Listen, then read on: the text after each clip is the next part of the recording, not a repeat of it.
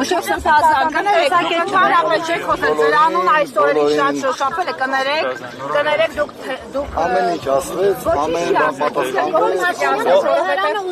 տպավորություն, որ դուք Փաշինյանի պնդումներին առանձնապես դեմ չեք, որովհետև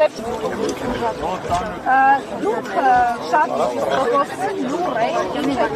մինչև տարակուսանք այդ թվում թվականների շրջանում, որ եկեղեցին միասնական չէ ինքն իր ներսից, եւ իրենք հույս է տալիս, դա որ կարող եք հայտարարել։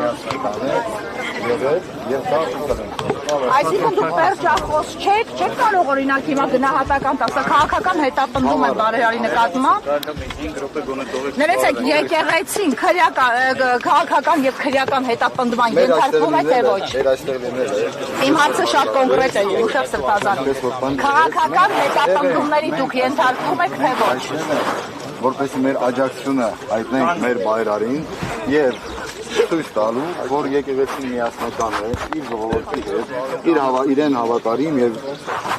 իրեն աջակցություն վերող յուրաքանչյուր զավակին։ Դուք ցույց եք տալիս ասել, որ քաղաքական հետապնդումներ են այդ թվում հոգեվորականների եւ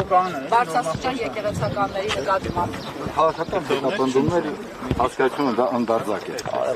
Կոնկրետ այս դեպքով եւ կոնկրետ դրվագներով վեհապար հայրապետի մասին այդ քրեքի արտահայտությունները ձեզ համար դատապարտել են թե ոչ։ Բոլոր արտահայտությունները դատապարտելու են։ Դատապարտեք Փաշինյանի արտահայտությունները։ Բոլոր հայտարարությունները դատապարտելի են։ Շնորհակալ։ Ինչով կավարտի այս ամենը, մշով սրտազան։